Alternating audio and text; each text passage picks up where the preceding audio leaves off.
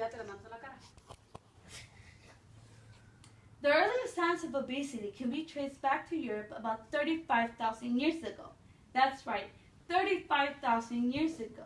It's been around so long that it seems to be encrypted into society's motherboard. The meaning behind obesity, however, has changed. It was once seen as a good thing, but now it's a horrible thing that's been impacting society. In my speech, I will be discussing the history behind obesity, health issues, and the emotional disturbances that come along with it. So as a society, we could take simple steps that could actually reduce significantly obesity rates. At one time, obesity was seen as a sign of status within society. The royals, the nobles, the higher up societies tended to have nice, big, round bellies. Why is this? Well, they had more money, they were able to get their hands on more meat, which means more fat and bigger portions of food. The peasants, the farmers, the lower class were more restricted to fruits and vegetables. Therefore, they tended to be more slender. But the higher class tended to have more problems with their hearts and health issues. But back then, they didn't correlate it to the food they consumed. We're in the 21st century. You would think that as a developed country, we would have put a stop to obesity. But obesity keeps being at a rise. As I stated, obesity is an epidemic, but not only here in the United States, but globally. For some reason, it has not captured the needed attention. We have made our phones have the same capacity as our computers, put men and women on space, and are exploring new planets. But obesity is still at a rise. Did you know that it results in 400,000 deaths? It's the second leading preventable causes. Tobacco takes the number 1. What's important these days? It makes me wonder, is it technology, wealth, or do we actually care about health? We are so used to seeing people obese that we are numb to it. We see them every single day, and we actually might know somebody who's obese. But as a society, we have learned to accept it. In order to understand what obesity is, we need to take a little small step back. How do you classify obese? Well, obesity is when a person has 20% or more of body fat than their ideal body weight. This is found out by using BMI, or body mass index. Body mass index uses your height and your weight in order to determine the classification where you are. A BMI of 30 or higher means that you are obese. Well, obesity has become a lifestyle for society all over the world. The Global Burden of Disease Study 2013 states in the past 33 years there's been an increase of 47% in children and 28% in adults. In 1980, there was 857 million obese people.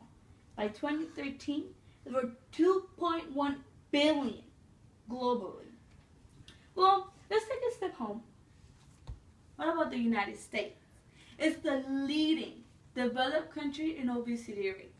Mexico is taking the number 2 spot, but it's running closely. Should the U.S. really be leading this race, this epidemic race of obesity? Obesity. Well, what causes it? There are several factors that lead to the increase of obesity rates little by little. The number 1 is unhealthy diet.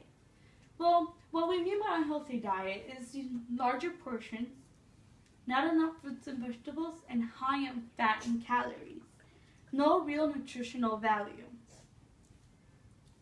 Do you actually think before you put something in your mouth? Let's say, for example, fast food places. Those chains are really contributing to the obesity rates going around. A combo meal, which is a burger, fries, and soft drinks, equals to about 1,500 to 1,800 calories in one meal. Just one sitting, maybe 1/2 an hour, that's what you're consuming. A person needs to take about 1,200 calories throughout the whole day. Morning, with breakfast, lunch, and dinner. Morning, noon, and afternoon. this to the lack of activity we do? We mostly are society where we're attached to technology, in our cars, in our couches watching television. You have a perfect equation for obesity. And let me tell you, it's at a drastic rise. But you know, the lack of sleep also adds to it. I mean, college students, you need to go to work, we're bound to be sleep deprived at some point. What our body does in order to recover because we didn't get enough sleep is add a little bit more hunger in order for you to consume more food and boost your energy level up. But with this, we tend to consume more calories than are needed daily. Obesity, well, it is a really unhealthy body. I'm just going to name a few of the health problems it causes.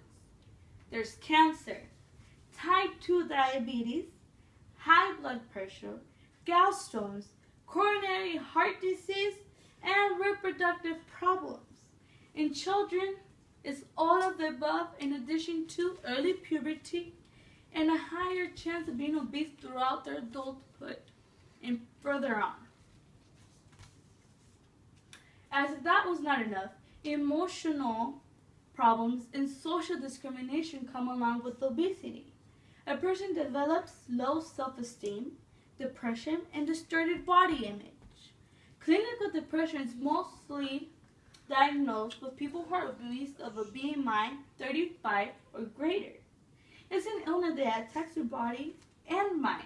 Let's take a look at our fashion industry, our models. There's social discrimination. Our clothing, there's not a lot of things for people who are in the bigger sizes. As society, as people, I know it sounds horrible, but you look at somebody who's really obese, or how we call it, fat, you make some kind of remark in your head or you make fun of them silently. That's just reality. But the good thing is the obesity can be reduced. So all it needs is some effort and healthier diet. People think that what you need is hours to spend and money at a gym. But that's not possible. All you need is a 30-minute of cumulative daily, which it adds to your health benefits and it reduces the chances of being obese. Simple steps could be taken. Let's say you need to go to a second or third floor of a building. Take the stairs instead of the elevator. It seems like it's nothing, that it won't impact whatsoever, but those 5 minutes add to your overall, and it increases your blood flow, and it adds to the healthiness. You can also make a family activities. Go to the park, go for a walk, go for a bike around with your children or your sisters. Well, let's say a lot of people say they're busy. That's not an excuse. You could park far away and squeeze in a small walk into your busy schedule. There are ways. In addition to this, another step that needs to be taken into consideration is the food consumption we eat. There's simple steps that can be taken in order to ensure that you're going to be eating more fruits and vegetables. Stop buying cookies. Stop buying donuts.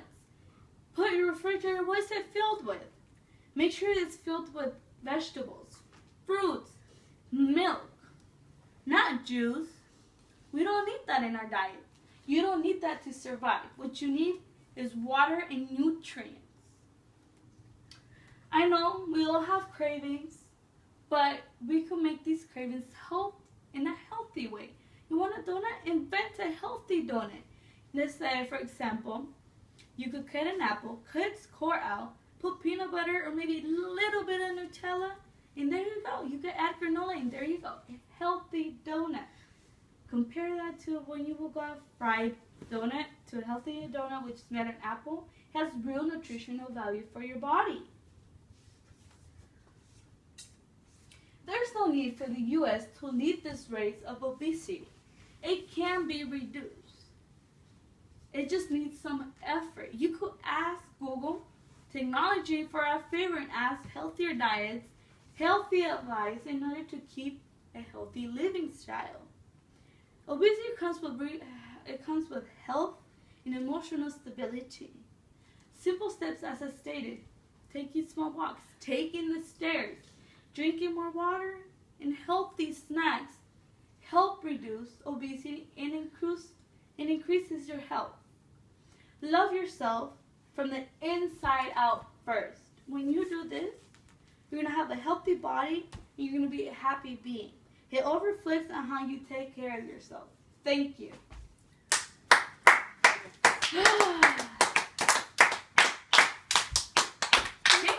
Carlos.